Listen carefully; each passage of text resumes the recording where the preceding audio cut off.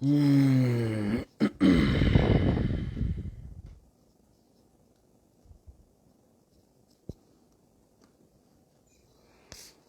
En attendant qu'il y ait des gens, je vais faire de la pub pour Deliscus. Deliscus, c'est excellent. C'est de l'hibiscus. Je suis pas payé, hein. Je pense qu'ils me connaissent même pas. Enfin, si vous me voyez Deliscus, envoyez-moi une caisse, tranquille. C'est une boisson pétillante à l'hibiscus. L'hibiscus qui est bon pour le sang, il me semble. Et, le cœur et tout ça.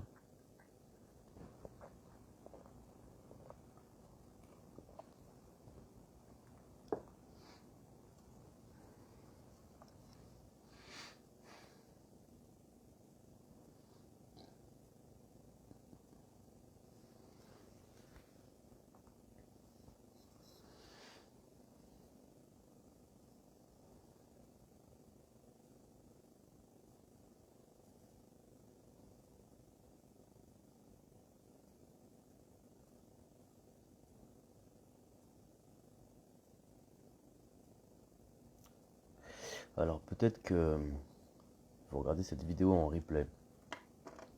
Je sais que quand je fais des pubs, ça passe pas beaucoup. Je vais vous demander d'ajouter ce nom-là sur Instagram. C'est moi, mais je vais faire un nouveau compte parce que celui-là, il est shadowban. Salut Zangdime. Donc je suis en train de dire, mon compte ici, il est shadowban. Quand je fais des pubs, elles passent pas. Sur 700 personnes, il y a 30 personnes qui voient. Ça fait... je vais épingler ça. Il faudra l'ajouter pour plus tard. Mais je vais commencer avec Zangdime, avec toi. Ça va et toi? Ouais, on va commencer tous les deux tranquille. Parce que je suis pas sûr qu'il y ait beaucoup de gens... étant donné que mon compte il est shadowban, donc shadowban ça veut dire qu'Instagram, à cause d'une fois des blagues que j'ai fait sur Trump, et ben la publicité elle part pas bien. Donc je pense qu'il y aura pas trop de gens parce que je vois qu'il n'y a pas beaucoup de gens qui voient mes annonces. Mais bon, vous êtes déjà trois, ça fait plaisir. Je vais commencer avec vous. Dans le live d'aujourd'hui, bonjour Gaïa, bonjour Martial, bonjour Zangdime, vous êtes là, ça fait plaisir les frères. Dans le live d'aujourd'hui, je vais beaucoup m'adresser enfin je vais m'adresser un peu aux religieux. Je vais faire hérisser un petit peu des cheveux sur les têtes. Ouais, Apache Sam, bien vu. Si quelqu'un, comment on fait pour l'épingler? Épingler le commentaire, là. Je vais le mettre comme ça. Donc, je vais faire hérisser quelques cheveux sur les têtes, dire des choses peut-être un petit peu choquantes, mais bon, tant qu'à faire, autant les dire. Euh, je voulais parler en premier, parce que je voudrais aborder la faiblesse, la souffrance, en particulier. Mais d'abord, je voudrais parler un petit peu, parce que je sais qu'il y a pas mal de religieux qui me regardent, donc je voulais aborder un petit peu la contradiction de la peur du diable dans la religion. Je sais qu'il y a beaucoup de gens qui ont cette vision, comment on dit, dichotomique entre le diable et Dieu, et qui sont convaincus qu'il y a le mal et tout ça, puis qu'il y a le diable qui peut leur courir après et tout ça. Je voudrais faire juste une rhétorique pour amener une perception différente. Souvent on dit que Dieu est parfait, que le Créateur est parfait, qu'il a fait une création. Donc on peut en déduire que sa création, vu qu'il est parfait, est parfaite. Donc tout ce qu'il a créé dans sa création est aussi parfait. Même, ça voudrait dire, si on le dit comme ça veut dire que même le diable, ça fait partie de la perfection, et que le mal aussi fait partie de la perfection. Ce qui peut être assez difficile à envisager, surtout quand on est religieux, spécialement quand on est pratiquant religieux. Euh, donc je voulais vous amener à cette pensée. J'ai trouvé un petit texte que j'ai trouvé, c'est un mec qui a écrit ça, c'est un texte juif, donc c'est pas très long. Ça fait une dizaine de lignes, je vais vous le lire. Alors, il est écrit, il n'y a rien hormis lui. C'est écrit dans Deutéronome, c'est dans la Bible. Ce qui signifie qu'il n'existe aucune force au monde qui soit en mesure d'aller à l'encontre de la volonté du Créateur. Et si l'homme voit qu'il existe des choses en ce monde qui nient la cour céleste, c'est parce qu'ainsi en est sa volonté du Créateur. C'est considéré comme une correction. C'est-à-dire que il y a la gauche et la droite, que la gauche repousse comme une correction, et que ça signifie qu'il y a des choses dans le monde dont le but est de détourner l'homme du droit chemin, par lequel il est rejeté de la sainteté. Le bénéfice de ces rejets, c'est qu'à travers eux, l'homme reçoit un besoin et un désir authentique que le Créateur lui vient en aide, car autrement il voit qu'il est perdu. Je vais m'arrêter là. Donc si on écoute ce texte-là, il nous dit que tout a été créé en fait pour que nous on se remette en question et pour que nous on puisse avancer et pour que nous on puisse se rapprocher du Créateur, même les pires des choses. Et plus tard dans le texte, il est marqué même la sorcellerie, même tout ça, tout ce qui est considéré comme mal. J'attire votre attention là-dessus, vraiment précisément. S'il existe un Créateur et qu'il nous a tous créés, Notre seule façon de le mesurer, c'est de le percevoir partout, parce qu'il agit par n'importe quel moyen. C'est-à-dire qu'il y a moi, ma perception, la mesure que je fais des choses, et puis les choses autour de moi. Toutes les choses. Les gens, la nature, les voitures, tout ce qu'il y a autour de moi. Tout. Tout ça inclus dans la même force qui agit sur moi, qui peut me taper ou me faire du bien pour me faire réagir. Donc je peux dire qu'il y a moi, et qu'en face, il y a une force unique qui me tape dessus, ou qui me fait du bien. Cette force unique, je peux l'appeler, clairement, je peux l'appeler la force du Créateur, parce que c'est comme ça que le Créateur s'exprime sur moi. En hébreu, donc là, dans le texte, ils ont une phrase qui dit il n'y a rien hormis lui, il est bon et bienfaisant, mais si je ne le fais pas pour moi, qui le fera? Bien vu, dans ce monde de dualité, le mal fait partie de tout. Du tout. C'est vrai, c'est exactement vrai. C'est que dans le grand tout, il y a un équilibre là-dedans. Mais je voudrais développer un peu, comme je vais mettre ce live en replay, je pense que c'est un point important. Donc, il n'y a rien hormis une seule force. Une seule force. Elle est bonne et bienfaisante. Ça, c'est à vérifier.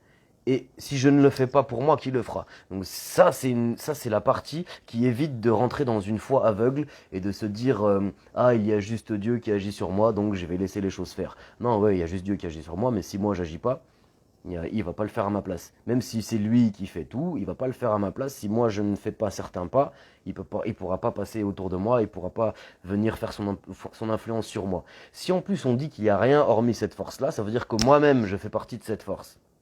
Que moi-même, je suis inclus dans la force de Dieu. C'est-à-dire que Dieu, il agit aussi à travers moi sur les autres gens. C'est très important d'arriver à ce niveau de perception, surtout pour la suite, parce que je vais vous parler après de la faiblesse, de comment on doit traiter cette faiblesse. Donc si j'arrive à me dire qu'il y a moi une mesure, donc je mesure à peu près ce qui m'empêche de voir Dieu en face de moi, parce que c'est difficile à voir. C'est facile de dire, bon, il y a moi, il y a Dieu autour de moi, il est bon et bienfaisant, d'accord. Mais comment dans la vie ça s'exprime ça? Est-ce que je peux arriver à voir clairement qu'il y a Dieu autour de moi en permanence? Le concept de l'âme, il a été créé sur ça. Normalement, l'âme, il y a dans le langage original, donc en hébreu, il y a 5 mots pour définir le mot âme qui correspondent à une mesure. Cette mesure, c'est la mesure que je fais du Créateur en face de moi. Quand je commence à me rendre compte qu'il y a un Créateur autour de moi, qu'il y a quelque chose, une force autour de moi, on dit que j'ai le premier degré de l'âme. L'âme qui a 5 degrés, et quand j'arrive à faire partie de cette force, on dit que c'est le 5e degré de l'âme, le degré qui ne meurt plus. Donc il y a une mesure. Donc c'est pas moi qui l'ai inventé, hein, c'est dans des vieux livres, c'est dans la Bible, c'est-à-dire le premier, même les musulmans, je sais qu'ils valident la Bible, c'est-à-dire qu'on parle des gens du livre, surtout on parle en plus de l'Ancien Testament qui a été, parce qu'on dit que la Bible a été modifiée, et pour le Nouveau Testament, oui, c'est difficile de croire même qu'elle ne serait pas modifiée. Pour l'Ancien Testament, c'est plus dur, parce que c'est écrit en hébreu, sachant que les lettres sont des chiffres, le texte en entier correspond à un code, s'il y a une lettre qui change, un chiffre qui change, le résultat n'est pas le même. Donc dans l'Ancien texte, on a cette règle et on explique cette notion de l'âme qui est une mesure du Créateur qui est autour de moi. Donc si j'arrive à cette mesure en entier, je vais arriver à sortir de mon ego, parce que c'est mon ego qui m'empêche de voir ça. Donc mon âme, elle me sort de moi-même. Mon ego, lui, c'est ce qui fait que je me préoccupe que de moi. Donc je me préoccupe de moi et j'ai l'impression qu'il y a du mal parce que je suis mortel en fait, parce qu'il y a des choses qui me font mal. C'est important de clarifier ça. Si on mourrait pas, on n'aurait pas du tout la même notion du bien et du mal. Je répète, si on mourrait pas, le mal pour nous, ce serait pas la même chose. On ne calculerait pas pareil. La souffrance ne serait pas efficiente. C'est-à-dire on pourrait souffrir à volonté, on aurait une vie éternelle, et on ne pourrait pas définir que ça c'est mal et ça c'est bien de la même façon que maintenant. Comme on est mortel et comme on est recroquevillé sur nous-mêmes, alors on arrive à dire qu'il y a du mal. Mais c'est notre ego qui nous fait percevoir cette chose-là, parce qu'il nous fait percevoir la douleur. La douleur et le mal, c'est pas la même chose. Vous comprenez? La douleur et le mal, c'est pas la même chose. Salut Enzo. Ah, j'ai commencé à 22h30, t'étais pas là. Donc je suis en train de parler du bien et du mal et de la perception qu'on a du Créateur qui est autour de nous. Donc si le mal est une perception de l'ego, c'est-à-dire on perçoit la douleur, donc ça veut dire qu'on ne voit pas que le Créateur a fait tout parfait et que tout est équilibré. On ne voit pas que l'humanité est comme un fruit qui mûrit petit à petit et qu'on est en train de le croquer entre guillemets au mauvais moment, c'est-à-dire au moment où il est désagréable. Et nous on dit que ah ça c'est mal. Alors qu'exactement non, on ne peut pas dire réellement ça. Si on est vraiment croyant, si on est vraiment religieux, spirituel on va dire, je préfère spirituel que religieux, on est obligé de considérer cette chose-là, que si on a un créateur parfait qui est d'une source infinie, il a forcément fait une création parfaite qui est dans cette source infinie. Et que si on ne le voit pas parfaitement, c'est parce qu'il nous a donné un libre choix de pouvoir aller vers lui. Si c'était imposé devant nous comme une réalité absolue, c'est pas un choix ça. Si je vous dis vous avez le choix entre marcher dans l'herbe ou marcher dans la merde, ça c'est pas un choix, il n'y a personne qui va dire la merde. Si Dieu maintenant se révèle à nos yeux, qui va le rejeter, qui va douter de lui, on n'aura pas de libre choix. Donc il a créé une chose, Dieu en lui-même, c'est un point où il a caché sa présence, où l'humanité, elle s'est développée. Donc l'humanité, on s'est développé à partir de là, et on a inventé toute une panoplie de malédictions pour dire que Dieu finalement n'est pas parfait, il a créé du mal, et la terre, elle va pas bien, et le diable, attention, nanana.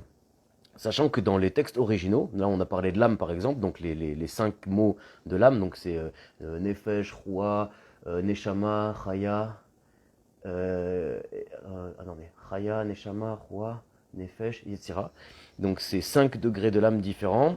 En langue originale, il montre 5 mesures de la perception du créateur.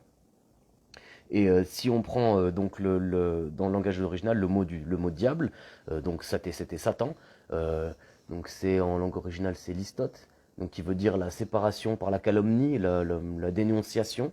Donc c'est pas du tout le terme que nous on a voulu faire croire aujourd'hui d'un esprit malfaisant qui serait en train de torturer les humains dans un enfer de feu, etc. Non, c'est pas du tout ça. On parle de la capacité qu'a chaque être humain, de l'esprit qui est autour de chaque être humain, qui permet de créer la division. Après, ça fait diabolos qui est la division. Donc la division, la calomnie, l'accusation, etc., c'est ça l'esprit satanique. Cet esprit-là, quand on prend pareil dans ces textes-là, il est censé être limite dominé par le chemin spirituel qui mène l'homme à Dieu. Donc plus on se rapproche de Dieu, plus l'esprit qu'on appelle le diable devient. C'est pour ça qu'on dit que dans les textes, ils disent que c'était un ange, que c'est un ange qui a été déchu, etc. Il y a toute une explication là-dessus. Parce que nous, un ange, ça veut dire que c'est polarisé, c'est une force. Un ange qui devient un démon, ça veut dire qu'il est polarisé. On le change de polarité. De plus, on le fait passer à moins. Mais c'est quelque chose qui existe à l'intérieur de nous et autour de nous. Et on dit que le diable est en permanence autour de nous, en train de rugir comme un lion rugissant. Ça, c'est aussi dans la Bible.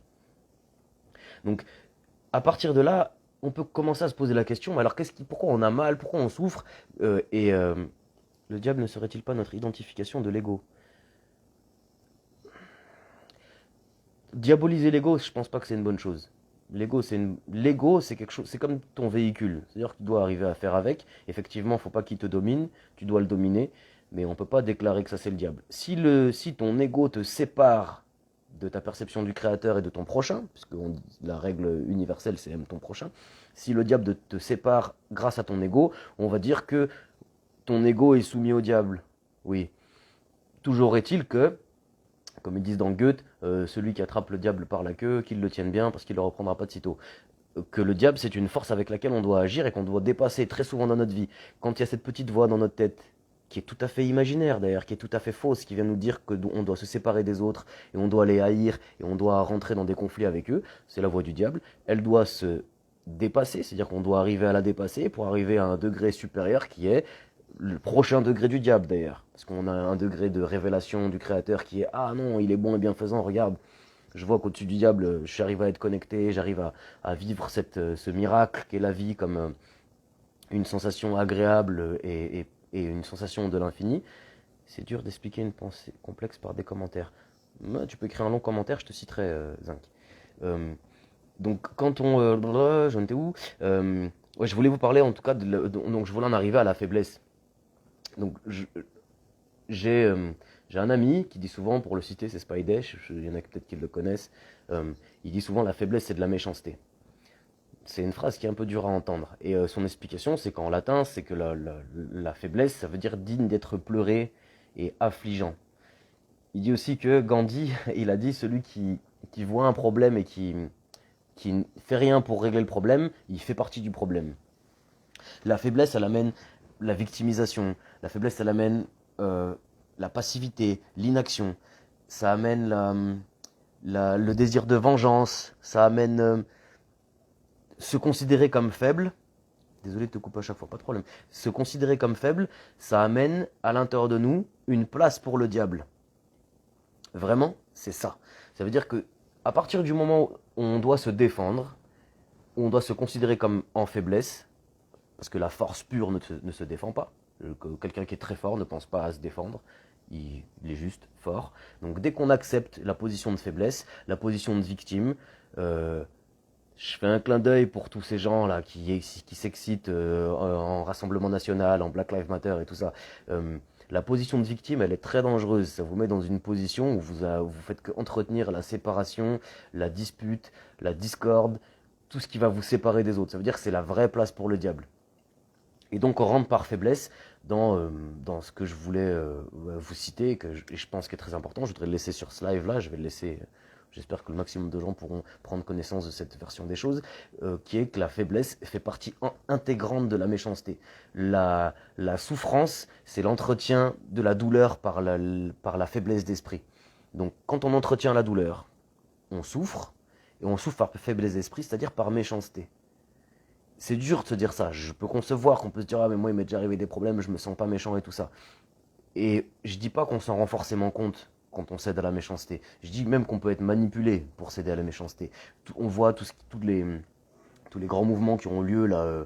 BLM, je pense, c'est le dernier, où on a monté en sauce plein de gens pour qu'ils soient révoltés, pour qu'il y ait un clan de gens qui se considèrent comme victimes et d'autres qui se considèrent comme bourreaux.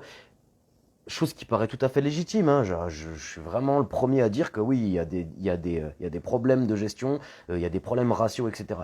Mais se mettre en position de victime, ça va faire qu'entretenir un clivage. Et pour mes amis religieux, c'est comme ça que Satan y rentre. Dès qu'on se considère comme victime, on fait de la place pour le diable, parce que le diable, il va pouvoir venir parler dans nos oreilles pour nous séparer les uns les autres.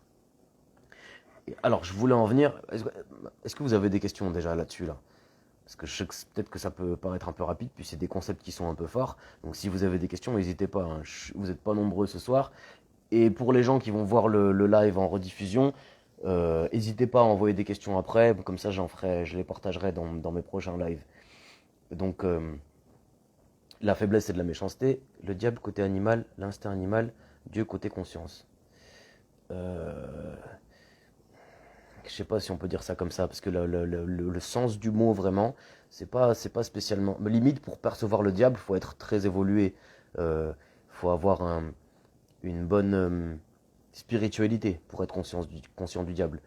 Le côté animal, c'est le côté accidentel de l'être humain. Je sais pas, je prends un exemple bête, mais quand il y a un chat qui se fait taper sur la route par une voiture, on parle pas de Dieu ou de diable. On dit pas qu'il souffre parce qu'il a fait quelque chose. L'animal, c'est l'accident.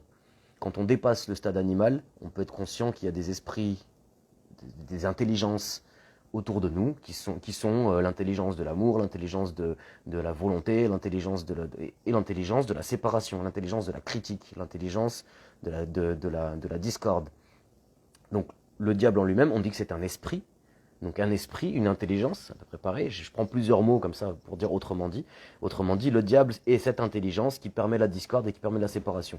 C'est très important de se dire ça parce que ça touche vraiment beaucoup d'aspects de notre vie. Que ce soit au travail, que ce soit à l'école, que ce soit dans le couple.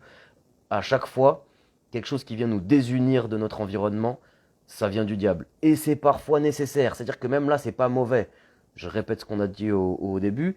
Il n'y a rien hormis une seule force. Et il n'y a rien qui peut aller contre cette force. Ça veut dire que cette force, elle utilise tous les moyens pour nous faire avancer, même le diable. Ça veut dire que si on est confronté au diable, très bien, voici un combat à mener, voici une force à dépasser. L'unité nécessite une identification à tout ce qui est universel. Plus on se définit comme une partie du tout et non comme le tout, on crée une scission qui nous fait nous couper de la recherche. Oui, c'est la fragmentation. Krishnamurti parle de fragmentation. J'aime beaucoup Krishnamurti. Super auteur, si vous avez l'occasion de le lire. Dès qu'on se définit comme une partie du tout, on crée une scission, c'est vrai. Mais c'est comme un degré. Comme je disais tout à l'heure, il y a 5 degrés qui nous séparent de la perception complète du créateur, qui fait qu'on se sent à l'intérieur même du créateur, qu'on le voit partout et qu'on peut lui parler et le sentir. Donc ça veut dire qu'au début, on se sent séparé de lui, mais qu'en réalité, c'est par ce chemin de séparation qu'on va en venir à la recherche et à l'assimilation pour rentrer à l'intérieur de cette force et faire sentir qu'on puisse sentir que il y a tout, juste tout, et puis c'est tout. Mais c'est très difficile, c'est une atteinte spirituelle d'arriver à là. Et c'est ça que j'aimerais, moi, c'est ce que j'aimerais défendre et prêcher entre guillemets. de nos jours, c'est arriver à cette perception spirituelle qui devient de plus en plus étouffée, de plus en plus rare, où on nous fait de plus en plus nous sentir comme un petit ego isolé, victimaire, très faible, etc. Et du coup, on nous donne entière prise au diable. On nous bassine de saletés tout le temps qui nous font sentir comme si on était oppressés en sans arrêt, sans arrêt. Il n'y a qu'à regarder autour de nous, il n'y a qu'à nous regarder. Hein. C'est facile de se sentir victime. Ou je sais pas, tous les gens qui sont parmi nous là, qui sont enfants de entre guillemets de pauvres, hein, moi le premier, je sais pas pour vous, moi j'ai vécu dans un quartier populaire où on m'a toujours appris qu'il y avait un grand méchant au-dessus de nous, qui nous faisait du mal, qui nous prenait de l'argent, qui nous faisait les impôts, je sais pas quoi, je sais pas quoi. C'est-à-dire on a entretenu une sensation victimaire, en fait, pour que le diable soit constamment parmi nous, sans nous apprendre à gérer cette force. Ça veut dire sans nous apprendre que le diable, ça se dépasse, et c'est une force qui s'assimile. C'est-à-dire que je peux assimiler tous les degrés. À chaque fois que je m'approche de Dieu d'un degré, eh ben, j'avale le diable d'un degré. Alors, surtout, on s'approche pas de Dieu en cherchant le diable, d'accord? Je dis surtout pas ça, hein. Faites-moi surtout pas dire ça. Non. En s'approchant de Dieu, en s'approchant du Créateur, de ce concept-là, on révèle le mal. On révèle le diable. On révèle ce qui est le vrai mal, d'ailleurs. Pas la souffrance égoïste, ah j'ai mal, alors du coup ça c'est mal. Non, non, ça on a vu tout à l'heure. C'est parce que j'ai un ego mortel que quand j'ai mal, je dis que c'est le mal. Mais il y a un mal beaucoup plus grand, je sais pas, par exemple dans le mensonge. Le mensonge, ça fait pas de douleur. D'ailleurs, des fois, c'est pour éviter la douleur. Mais un mensonge peut être un mal bien plus grand que beaucoup, beaucoup, beaucoup de douleur. Comment se dépasse le stade animal? Bonjour Lola Rabori. Alors, le stade animal, je vais y venir un peu après. Attends, je vais le noter en dessous. Stade animal. Comme ça, je pense bien à répondre. Parce qu'après, je vais parler des pouvoirs qu'on se donne et qu'on n'a pas. Donc, comment dépasser le stade animal, justement. Je voulais en venir, donc, en parlant de la faiblesse, je voulais aussi aborder la jalousie. On m'a posé la question il n'y a pas longtemps, on m'a dit ouais, qu'est-ce que tu penses de la jalousie, des gens jaloux et tout ça. Et ma première réponse a été non, moi je vois pas comme ça. La jalousie, si tu es victime de jalousie, c'est ta faute. Alors pareil, voilà, c'est un peu dur d'entendre ça. Comment ça? C'est de ma faute, mais il y a des gens qui sont jaloux. Non, non, non. Ce que je dis, c'est que là où tu mets tes mains et tes pieds, tu es responsable de toi-même. Vous comprenez? Là où on met nos mains et nos pieds. Ça veut dire si tu vas quelque part avec tes mains et tes pieds, et qu'il se passe quelque chose, et que toi d'un coup tu ressens quelque chose, c'est toi le responsable.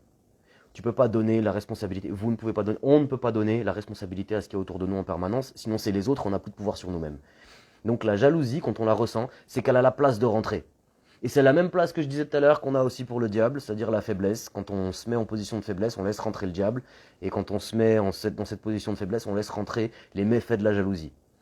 Et je rajouterais, il y a des bienfaits, il y a une jalousie positive. Si par exemple je suis un coureur et que je m'entraîne avec d'autres personnes qui courent plus vite que moi, je peux être jaloux, mais ça va me forcer à courir plus vite. Ça, c'est une version positive. C'est la polarité positive de la jalousie. La polarité négative de la jalousie, c'est, pour le dire en une phrase, c'est regarder ce qu'il y a dans l'assiette de l'autre en oubliant ce qu'il y a dans la mienne. C'est-à-dire de dire, ah non, mais lui, il a ça et moi, je veux ça, et d'en vouloir à l'autre. C'est-à-dire de rentrer dans la rancœur, la rancune et la méchanceté. C'est-à-dire faire rentrer cet esprit de division à l'intérieur de nous, le diable, et y céder, se laisser dominer par cet esprit de division. Si on se laisse dominer par cet esprit de division, alors là, on rentre dans la jalousie qui est tout à fait négative et avec laquelle on peut avoir que des problèmes. Je rappelle cette phrase-là, là où on met nos mains et nos pieds, c'est nous qui sommes responsables. C'est-à-dire on est responsable de nous-mêmes, ce ne sont pas les autres. Même si, alors oui, il y a des gens qui vont me dire, ouais, mais moi il m'a déjà arrivé ceci, cela, j'ai pas fait, je voulais pas, qu'il m'arrive ça. Non, non, très bien, très bien. Je dis pas qu'on a connaissance de tout. Je dis pas que notre responsabilité, elle est évidente et elle est claire. Très souvent, on se donne la croyance de croire qu'on est conscient de nos responsabilités. Alors que pas du tout. Le fait d'être responsable, ça ne veut pas dire conscient. D'accord? Être responsable, je peux faire une bêtise, je suis responsable et je m'en suis pas rendu compte. Donc c'est un autre travail d'être conscient des choses. Mais la responsabilité, elle est là. Je ne sais pas, même si tu te fais agresser dans la rue, eh ben écoute, c'est toi qui étais là, à cet endroit-là. Si tu n'y étais pas, ça ne t'arrivait pas. Je suis désolé de le dire comme ça, mais c'est vrai. Donc si j'en prends conscience, ça veut dire si je me fais agresser et que je prends conscience que c'est moi qui avais rien à foutre là. C'est pas ces gens méchants là qui sont venus me faire du mal, non, de toute façon ça je peux rien y changer. Ça c'est la force du créateur autour de moi qui est en train ou de me taper ou de me caresser. Mais si je prends les choses dans ce sens-là, donc c'est un aspect religieux. Je rappelle, cette vidéo elle est très axée sur les religieux, pas trop les scientifiques. Mais je pense qu'il y a beaucoup de gens qui me regardent qui sont religieux. Donc si je le prends comme ça, si je prends vraiment l'axiome qu'il y a une force autour de moi, qu'elle est bonne et bienfaisante et tout ça, et qu'il m'arrive une position de difficulté ou de faiblesse ou quelque chose qui me fait mal, je peux que dire une seule chose, c'est ma faute. Donc si c'est ma faute, je dois changer quelque chose. Je dois faire en sorte que cette place disparaisse et que les choses ne m'arrivent plus et ne rentrent plus à l'intérieur de moi. Si la jalousie me fait souffrir, c'est qu'il y a une place pour qu'elle rentre. S'il y a une place pour qu'elle rentre, ça veut dire que là, quelque part là-dedans, je contrôle pas mes pensées. Ça veut dire que il y a de l'imaginaire qui n'a pas sa place. Ça peut être plein de raisons, et je vous encourage à me poser des questions à ce sujet-là, parce qu'il y a trop d'exemples. Si je me mets à les citer maintenant, je vais jamais en sortir. Donc je reviens sur la faiblesse. Donc il y a ce qu'on appelle, il y a une phrase qui dit vibrer sur la fréquence de la faiblesse. Donc je voudrais expliquer un peu cette phrase. Une fréquence, c'est une répétition, d'accord? Quand quelque chose se répète, on appelle ça une fréquence. C'est comme ça. Donc vibrer, c'est une fréquence, c'est adopter une fréquence. Quand je vibre, j'ai forcément une fréquence. C'est une vibration. C'en est une autre. Vous voyez ce que je veux dire? Donc vibrer sur une fréquence, mais cela peut faire naître une culpabilité nocive. De quoi tu parles? De faire naître une culpabilité nocive? Ah oui, non, attends. Ok, je vais revenir sur la fréquence après. La culpabilité que je peux avoir si je me suis mis dans une mauvaise situation, elle n'est pas mauvaise, c'est que je révèle ma déficience. C'est-à-dire qu'elle n'est pas nocive. Ce qui est nocif, c'est de rester au fond. D'accord? Je dois me rendre compte quand je suis en position de faiblesse. Je dois me rendre compte que j'ai fait rentrer le diable. Il faut que j'ose me le dire. Mais si je reste dedans et que je déprime et que reste comme ça, comme en consensualité, de me dire oh là là, je me sens mal, je suis faible. Non, je parle pas du tout de faire ça. Je dis qu'on doit se rendre compte des mauvaises positions qu'on prend et qu'on doit tout de suite évoluer, tout de suite réagir, tout de suite euh, se diriger vers un environnement adéquat qui va me permettre de sortir de ma perception de moi-même qui est négative. C'est pour ça que dans les religions, ils ont créé les églises, les rassemblements, que ce soit dans des mosquées, des synagogues, des églises. Toutes les religions se passent en rassemblement. C'est-à-dire qu'elles créent un environnement où vous êtes censé pouvoir vous retrouver pour prier. Donc prier, c'est d'abord se rendre compte des déficiences. Comment je peux demander quelque chose si je ne me rends pas compte qu'il me manque un truc? Donc il y a plusieurs conditions. Il y a le fait de me rendre compte qu'il manque quelque chose, et puis de croire aussi qu'en face, je peux obtenir cette chose-là. Dès que je me rends compte qu'il me manque quelque chose, donc je deviens coupable et c'est nocif pour moi, alors à ce moment-là, je vais m'efforcer de faire cette démarche d'aller vers cet environnement qui est positif, dans lequel je peux ouvrir ma déficience. Donc c'est un environnement normalement que je dois trouver grand, que je dois trouver où je peux m'inclure à l'intérieur, qui peut m'amener du bien à moi. Et à partir de là, j'ai cette prière-là, donc une vraie prière qui va pouvoir monter d'une vraie sensation de manque. C'est une méthode, hein, la religion, c'est une méthode ancienne, mais c'est une méthode c'est méthodique, il y a un ordre et une logique. C'est pas juste de la croyance et des fabulations comme ça pour se dire l'enfer, le paradis et tout. D'ailleurs, ça, faudra qu'on en reparle. Donc je reviens, j'espère que ça a répondu à ta question. Donc la culpabilité est pas nocive. Elle est nocive si je reste dedans. Si je reste dedans, je peux y mourir, hein. Mais je suis pas forcé de rester dedans. Je peux tout à fait dépasser ça. On a créé plein de groupes, plein de formules, de modèles ésotériques ou pas, pour arriver justement à dépasser ça. À savoir que tous les groupes, pour moi, tous les groupes se valent. Hein. On est sur une pyramide qui a plein de faces et un seul sommet. Ça veut dire que je le prenne par là ou par là, de toute façon, j'arrive au même endroit. Donc chacun selon sa culture et son langage, il choisit un groupe pour justement pouvoir dépasser, aller au-dessus de sa prière et pouvoir monter au-dessus de son propre ego. Là, justement, on est en train de répondre à ta question de tout à l'heure, de sortir de son stade animal. Mais d'abord, je vais finir sur la vibration de la fréquence de la faiblesse. Donc la fréquence, c'est une répétition. La vibration, c'est de garder cette fréquence en continu. Et la faiblesse, c'est accepter la position de victime. Donc, si avec une fréquence, ça veut dire si souvent je pense que je suis victime de quelque chose, hein, je prends, tout à l'heure je parlais des BLM, mais je parle aussi de ceux qui sont dans le Rassemblement National, là, qui critiquent tout le temps, qu'on nous vole nos emplois, nanani, nanana, ils sont tout le temps victimes. Ou même les mecs de quartier, là, qui disent toujours, ah, regarde les flics, toujours tout le monde a à se plaindre d'un truc.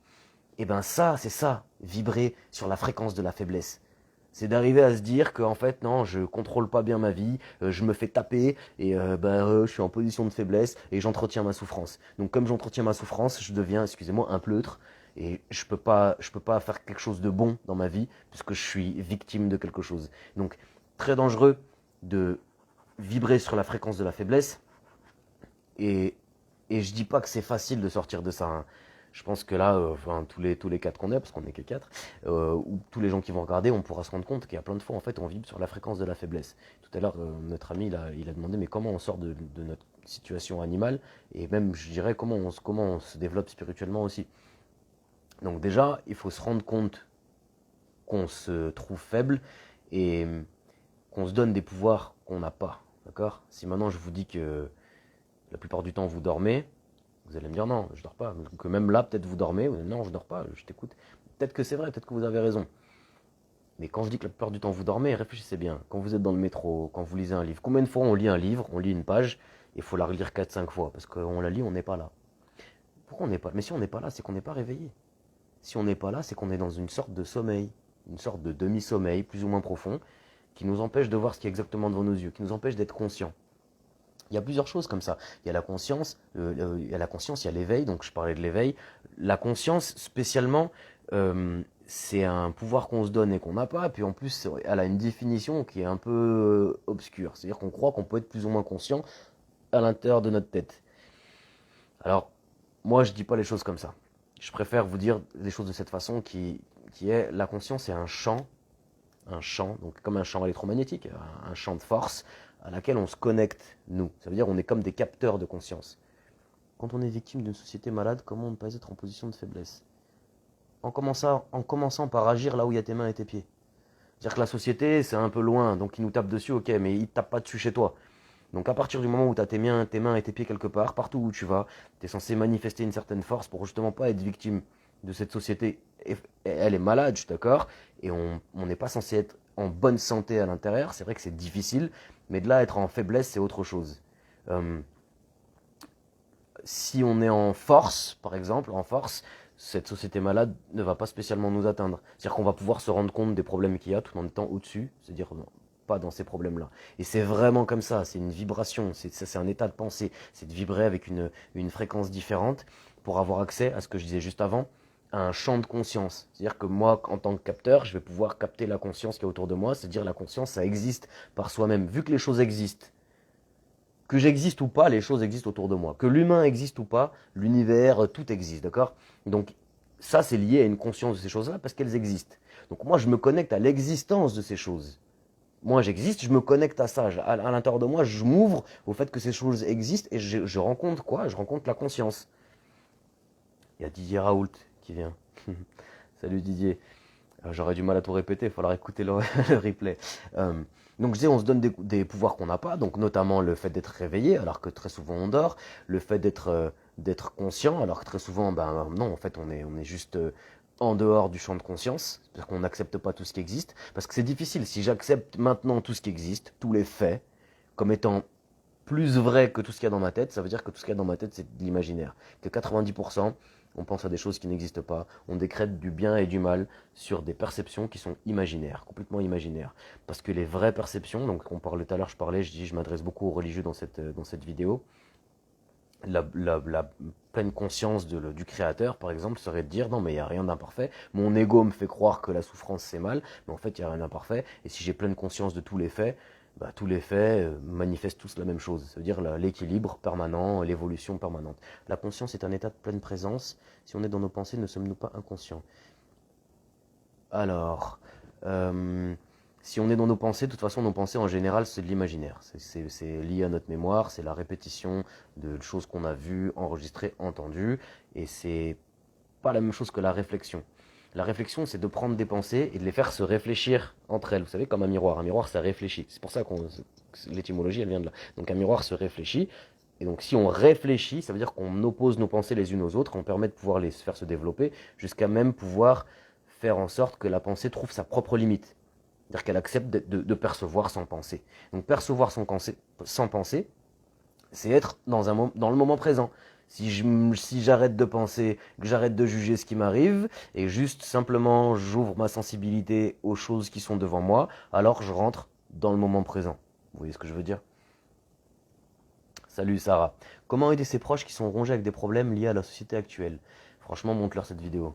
J'espère qu'elle va parler au plus de gens possible. Mais si on arrive à leur souligner que leur champ d'action, c'est là où il y a leurs mains et leurs pieds. Ça veut dire ta vie, vraiment, elle est là où il y a tes mains et tes pieds. Tu peux agir là où il y a tes mains et tes pieds, dans ton aura. Si dans ton aura déjà tu agis, tu te considères pas comme victime, t'arrêtes de te plaindre et t'arrêtes de pleurnicher qu'il y a des bourreaux autour de toi ou que dans le passé il y a des gens qui ont fait du mal. T'arrêtes de projeter ta pensée là où elle n'est pas, là où tu n'es pas. Déjà ça, déjà le fait d'être présent à toi-même, de là où il y a tes mains et tes pieds, tu agis sur toi et sur l'environnement autour de toi, tu crées un environnement le plus positif possible pour pouvoir faire en sorte de pouvoir évoluer dedans.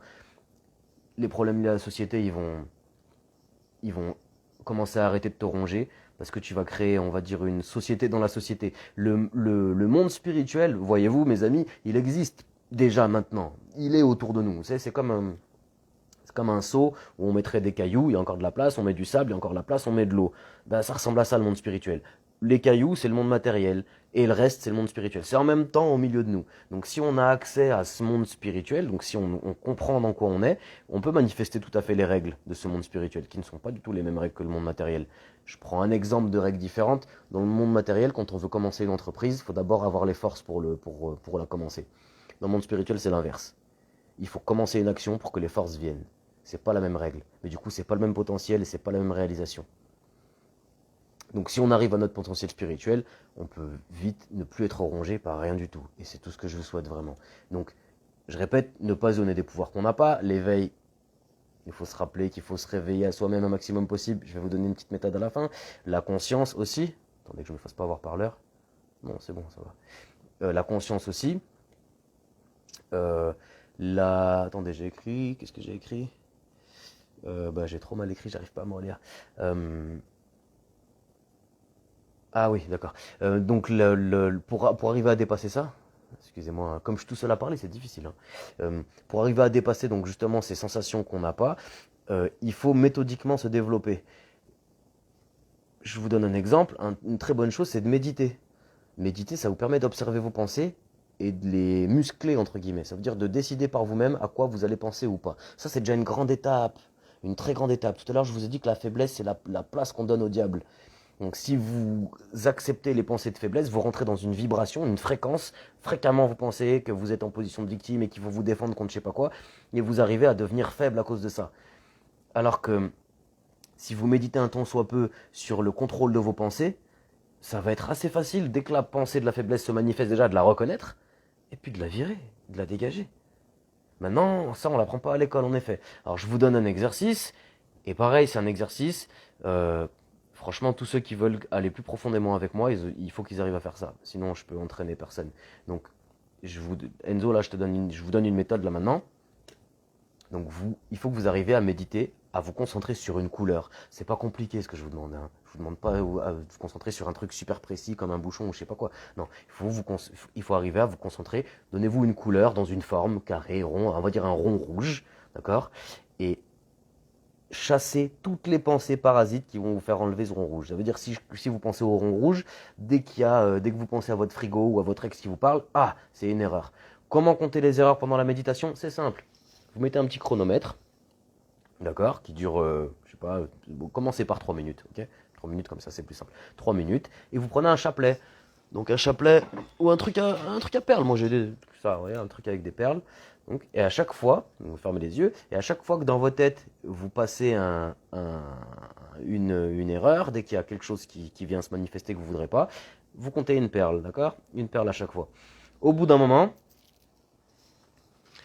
vous allez arriver à faire vos 3 minutes sans erreur. C'est de la musculation, c'est mathématique. Si vous répétez la méthode plusieurs fois, vous allez devenir musclé dans la tête et ça va être de plus en plus facile. Ceux qui arrivent à tenir 30 minutes sur une couleur, vous allez voir, votre vie, elle va changer. Au niveau de la reconnaissance de vos pensées, au niveau du contrôle de vos pensées, ça n'a plus rien à voir. Ça va être beaucoup, beaucoup plus facile et vous allez voir que vous allez vérifier tout ce que je vous dis là, sans avoir besoin de me croire. J'espère être assez cohérent pour que vous pensiez que ma pensée est logique, mais tous ceux qui le font, vous allez vérifier ça et vous allez le vivre à 100%. On laisse tomber comme on lâche des valises pesantes pour avancer plus loin, être plus léger. Je crois que je comprends ce que tu dis, je suis pas sûr, mais si je comprends bien, on laisse tomber la pensée. Dire que ma mémoire n'est pas la vérité. Ma mémoire ne m'informe pas du présent, ma mémoire ne m'informe pas du futur. Il y a des fois des trucs qui se ressemblent, mais en toute logique. Ce que je vis maintenant, je l'ai jamais vécu. Ça sert à rien que je le traite avec ma mémoire. Du moment où ma mémoire sert, ah vas-y, je sais manger avec une fourchette, aller aux toilettes et me faire mon lit. La mémoire, ça sert à ça et c'est tout. La pensée, ça sert à activer la mémoire ou à réfléchir. C'est-à-dire prendre des éléments et arriver à voir être l'observateur de nos pensées. Ouais, être observateur de nos pensées, ça c'est très bien. Ça arriver à se dissocier de soi-même. Et ça crée aussi, tout à l'heure on parlait de conscience, ça crée aussi un moi permanent qui va me permettre de ne pas toujours être ballotté dans mes émotions, qui va me permettre d'être en dehors de mes émotions, de pouvoir m'observer du côté, de pouvoir avoir une existence en dehors des jugements qu'on me donne. Donc ça, pour le faire, quand vous observez vos pensées, pensez bien. Pensez bien en même temps que vous observez vos pensées, à pas juger ce qu'il y a dans vos têtes. Ça sert à rien. Il n'y a aucun jugement à faire. C'est juste un constat. Comme je vous dis tout à l'heure, c'est les faits. Dès que vous allez commencer à juger, vous allez créer des positions de faiblesse. Et comme on l'a expliqué, la position de faiblesse fait rentrer le diable. Donc, pas de diable, pas de faiblesse, pas d'os, pas de chien. Vous avez capté? Donc voilà, être l'observateur de nos pensées, effectivement, et créer cette position de moi. Il y avait Georges Ivanovich Gurdjieff qui avait créé l'exercice du stop, que moi j'ai pas mal utilisé. Donc je mets dans mon réveil, plusieurs réveils dans la journée, et à chaque fois qu'il sonne, je sors de l'action là où je suis. Je m'observe de côté, j'observe les faits, sans me juger, je regarde à quoi je pense, qu'est-ce que je fais, où je suis, qu'est-ce que je veux, pourquoi je suis là, c'est quoi mes intentions. À force de faire ça, on arrive à créer un point stable de conscience de soi-même. C'est-à-dire un point d'où je peux commencer à m'observer, qui crée un point qui est cohérent. C'est-à-dire que c'est très difficile d'être ballotté par mes pensées si je crée ce point-là. Je ne peux plus passer d'un truc à l'autre. Parce qu'il y a une grande difficulté qu'on vit aujourd'hui, c'est qu'on a des désirs qui sont hyper accélérés, qui sont contradictoires.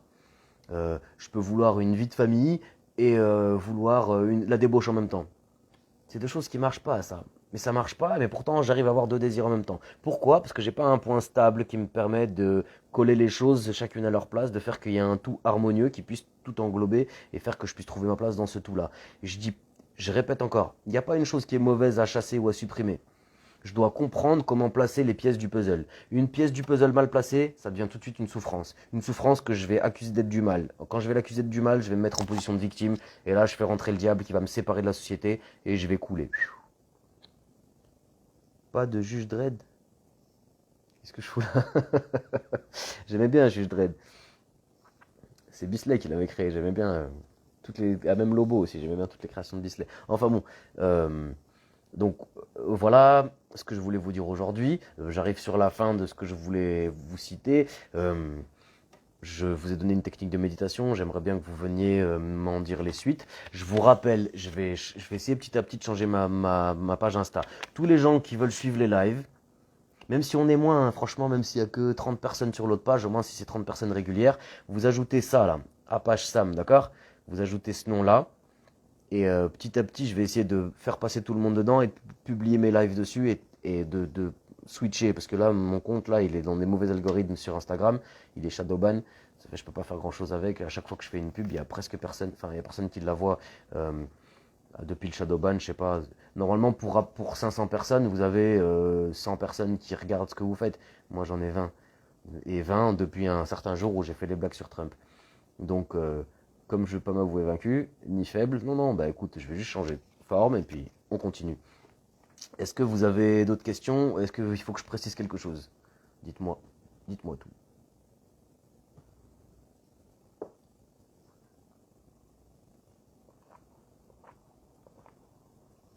Excusez-moi pour le bruit de boisson. On m'a déjà dit que c'était du bruit, désolé. Merci, c'était inspirant, un peu de nourriture philosophique. C'est spirituel. La philosophie, c'est penser sans agir. Moi, je parle de concret, il faut agir. C'est pas que de la théorie. Tout ce que je vous dis, faites-le. C'est pour le concrétiser et le vérifier. Et ouais, il faut le vérifier. Ouais. Théoriser et pratiquer. Théorie, pratique. Juste la philo, après, on va trop loin. Moi, je suis pas super fan des philosophes. J'aime bien les praticiens qui ont écrit des choses sur des choses qu'ils ont faites. Parce que juste penser, on peut aller un peu trop loin si on utilise juste la pensée.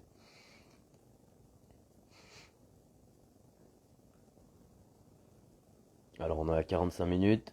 Non, c'est bon, on va aller dormir avec un Doliprane. Je vous avais dit aujourd'hui ça allait être un peu intense. Je voulais vous tirer un peu les cheveux. J'espère que les gens qui vont regarder ce, ce live, ils vont s'arracher les cheveux, ça me fera plaisir. Et je vous répète encore, cette page-là, ajoutez-moi dessus, Apache Sam. Je vais switcher petit à petit de cette page, de ma page d'ici qui est Shadowban à l'autre. John Rachid, salut mon frérot. C'est grâce à John Rachid que j'ai commencé à faire ça. C'est lui qui m'a mis mes responsabilités en face. Salut frérot, je tiens le coup. Je continue. Donc, alors, s'il n'y a pas plus de questions, je vais vous dire à bientôt tout le monde. N'oubliez pas de rajouter l'autre page. Je ferai des événements. Puis j'aimerais bien avoir. Là, j'ai 700 personnes, mais regardez, on n'est que 3. Donc, c'est pas cohérent. Donc, je voudrais avoir même moins de personnes, mais qu'au moins soit toujours des gens qui soient impliqués. Parce que je sais qu'il y a une vingtaine de personnes qui regardent mes lives. Comment en savoir plus?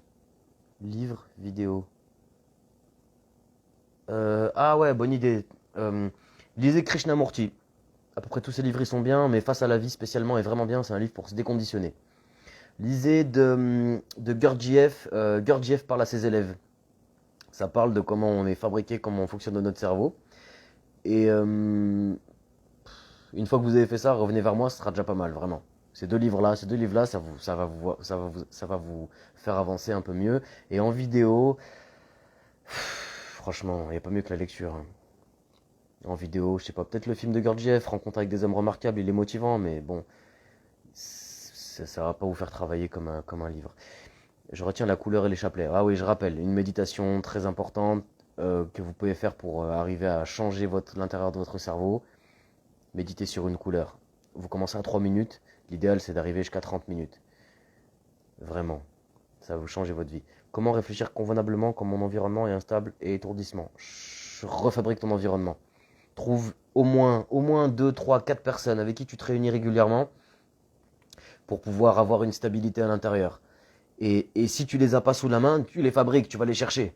C'est-à-dire que tu crées, tu te rends compte de cette déficience-là. Si tu es croyant, bah, tu demandes au créateur, tu dis voilà, bah tiens, regarde, là j'ai pas ça, donc je monte cette demande, j'ai besoin de rencontrer des gens qui vont m'apporter petit à petit cet environnement. Si par exemple, bah voilà, si tu te connectes à moi régulièrement, moi je vais toujours te parler de ce genre de choses-là, je peux constituer une partie de l'environnement. Alors je suis un environnement très lointain, d'accord, mais si tu as quelqu'un comme ça proche de toi, c'est sur ça qu'il faut investir le plus possible. Et surtout pas te considérer victime de l'environnement. D'accord? Parce que tu es acteur, tu leur donnes l'exemple. Ça fait, à partir du moment où tu arrives à constater que dans ton environnement, il commence à y avoir quelques problèmes, des incohérences et tout ça, c'est à toi de donner l'exemple. Tu peux pas les accuser, leur demander de changer. Comme je dis souvent, euh, l'amitié, c'est être un bon ami. C'est pas attendre des autres qu'ils soient des bons amis. Être aimant, c'est être aimant. Aimer, c'est aimer les autres. C'est pas être aimé. L'amour, c'est aimer les autres. Donc c'est à nous. Je répète encore. On est responsable de là où il y a nos mains et nos pieds. Là où il y a tes mains et tes pieds, il y a ta tête et ton cœur, c'est là que tu agis. Tu crées des fréquences que tu mets dans ta tête en pensant, en répétant les choses.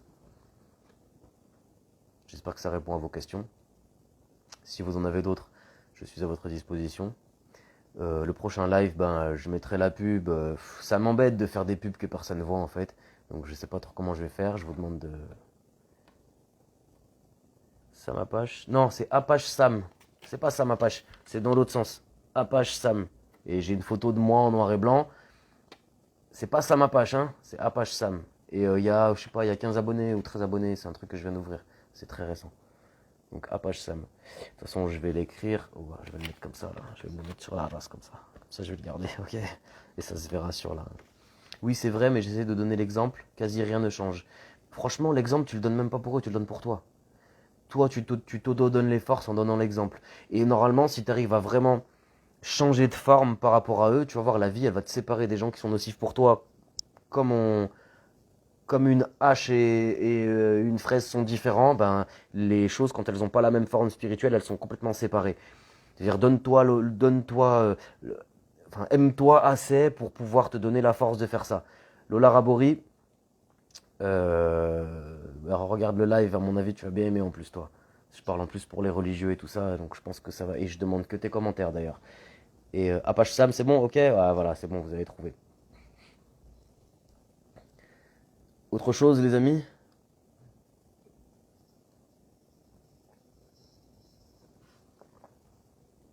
Je vois pas du vin, hein, c'est de l'hibiscus, hein.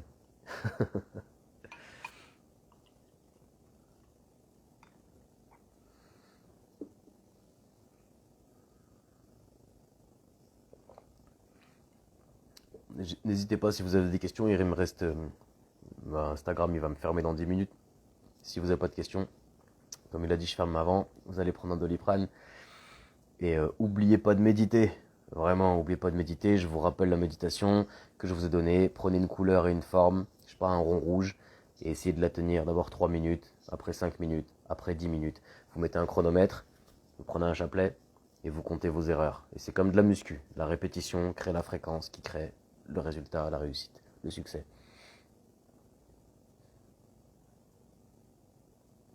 Ça serait quelque chose d'hibiscus? Ouais, c'est bon pour le cœur, je crois. Bah, moi, j'aime bien le goût, en fait. Hibiscus, menthe, cannelle, là, c'est un super truc. Non, le direct sur l'art, je l'ai pas fait parce que je pense que je vais inviter un spécialiste. Mes lives, ils sont sur ma page, sur l'onglet IGTV. Si tu regardes dans mon profil, il y a mes publications et tu cliques sur IGTV, il y a tous mes lives. Je crois que celui-là, c'est le 8e d'ailleurs. N'hésitez pas à les partager, à ramener un peu de gens et tout ça, qu'il y ait le plus de questions possible. Comme ça peut me faire parler. Je demande que ça de partager. Et, euh, et voilà, ouais. C'est tout. Puis en plus, ouais, comme j'ai pas beaucoup de publicité, faites-moi de la pub si vous pensez que c'est valable ce que je dis et que c'est digne d'intérêt et d'être écouté. N'hésitez pas. D'accord, les amis? De rien. De rien, Enzo.